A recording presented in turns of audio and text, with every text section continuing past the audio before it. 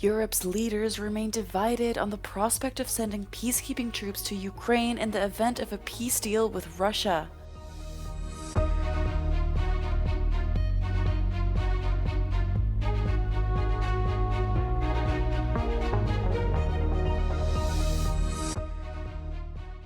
Thousands of visitors climbed Sicily's Mount Etna to witness the volcano's latest eruption up close.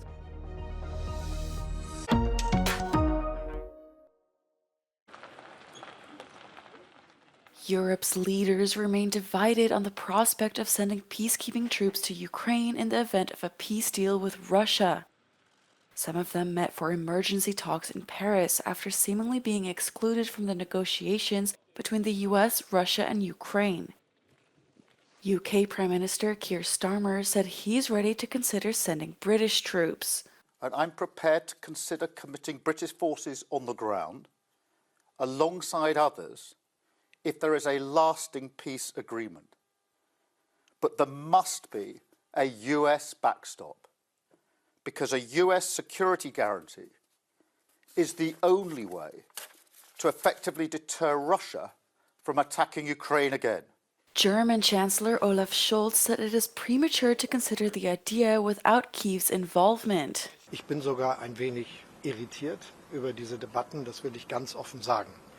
Hier wird über die Köpfe der Ukraine hinweg über das Ergebnis von Friedensgesprächen, die nicht stattgefunden haben und bei denen die Ukraine nicht Ja gesagt hat und nicht am Tisch gesessen hat, über mögliche Varianten von Ergebnissen gesprochen. Das ist höchst unangemessen, um es ganz offen und ehrlich zu sagen. Wir wissen gar nicht, was das Ergebnis sein wird. Other leaders, including Dutch Prime Minister Dick Schoof, have not excluded the idea but not committed either. Shortly before the meeting, French President Emmanuel Macron spoke with US President Donald Trump, but Macron's office would not disclose the details about the discussion. Об'єднаних Арабських Еміратів в Україну. За цим йде одразу Україн, і вони мають на це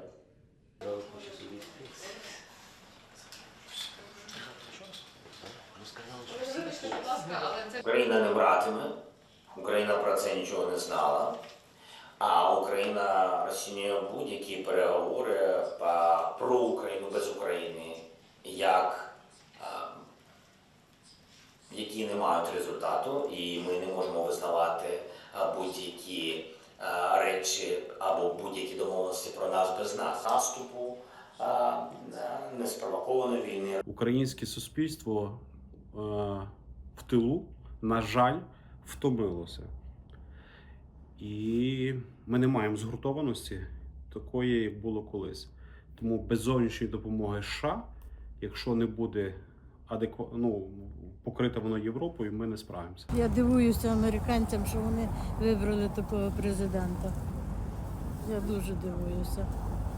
Ну, але то таке, то їхня воля, скажімо так.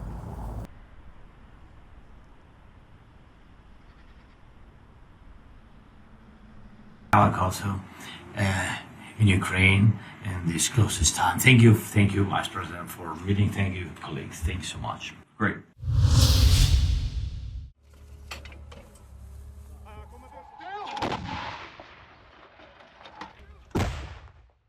Will Europe have a say in the Ukraine peace process?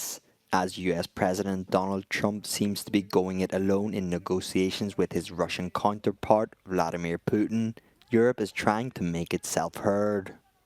Well, Trump has shown that he's not very willing to share the negotiations with anyone. He is rather willing to give things away to Putin. I think Europe just has to act on its own now. We have to be clear that our commitment is not going to change. And we really have to deliver now. We have to make sure there's the money, there's the support, there's the military, which is now needed. US Defense Secretary Pete Hegseth said Ukraine should give up the territories occupied by Moscow and abandon its ambitions to join NATO. Europe has repeatedly said that no decision should be made about Ukraine without Ukraine. The US has asked European capitals to clarify what security guarantees they can provide for Ukraine. Well, Europe has to do much more now because the US is not willing to underpin any kind of ceasefire. Trump, unfortunately, is giving away a lot to Putin. That means Europe has to give the support to Ukraine. It has to give the security guarantees. It has to put the troops there to make sure that Putin does not cross that line. An unstable ceasefire would not guarantee lasting peace in Ukraine or Europe. Therefore, Europe must map out the architecture of its future security, says European Council President Antonio Costa. We have to have a ceasefire, which, yes, does stop the military action for the moment, but also has the guarantees to make sure that it can last, to make sure that we're not back in this situation in a few years' time, or even worse, with an invasion of the Baltic states, of Finland, of the rest of Europe. European leaders met in Paris on Monday to thrash out which defence strategy to adopt.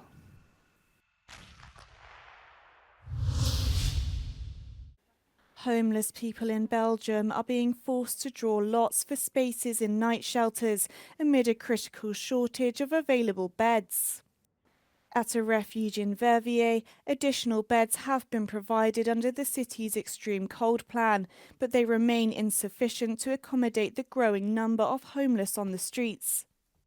Quand je vois encore certaines personnes qui se battent pour avoir des places, il n'y a pas assez de places. 7 places. 7 places. Et on est au moins une quinzaine par jour. In December, 45 people were turned away from the shelter, and in January the figure rose to more than 60. Nous, devoir fermer la porte et dire à quelqu'un « il fait -3, mais tiens, voilà un sac de couchage, tu peux aller dehors », c'est juste insupportable. The homelessness crisis in the Belgian capital, Brussels, is well documented, but national statistics often overlook rough sleepers in smaller towns.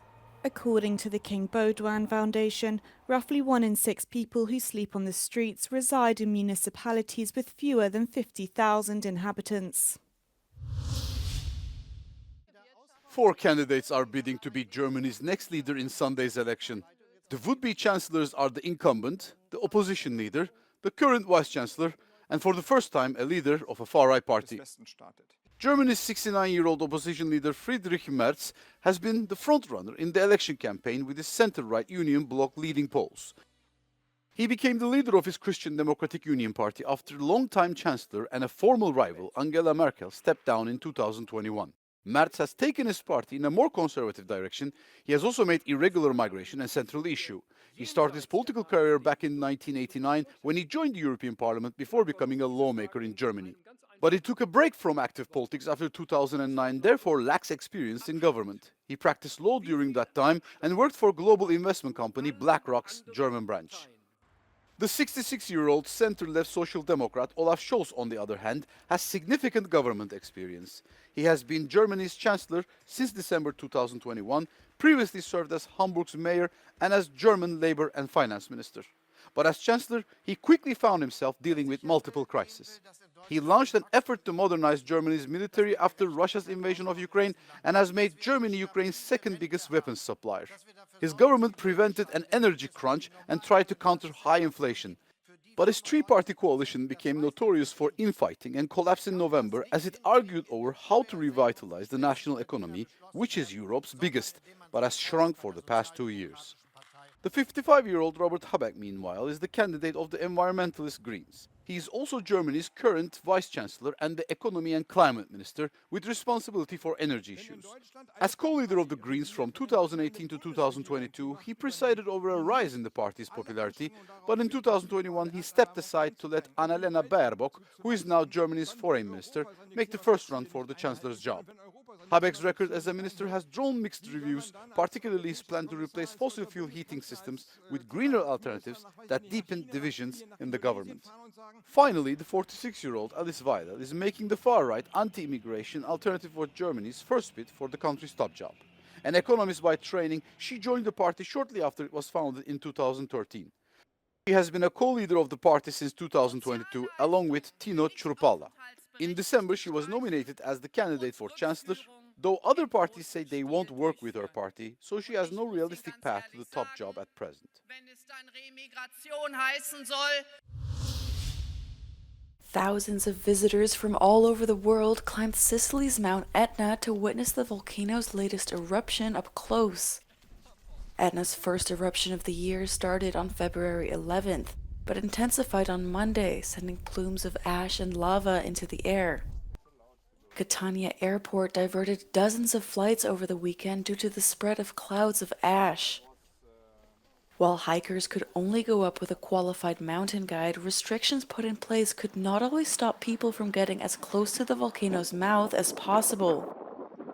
The Regional Civil Protection Service said it had deployed volunteer emergency units to provide assistance where necessary.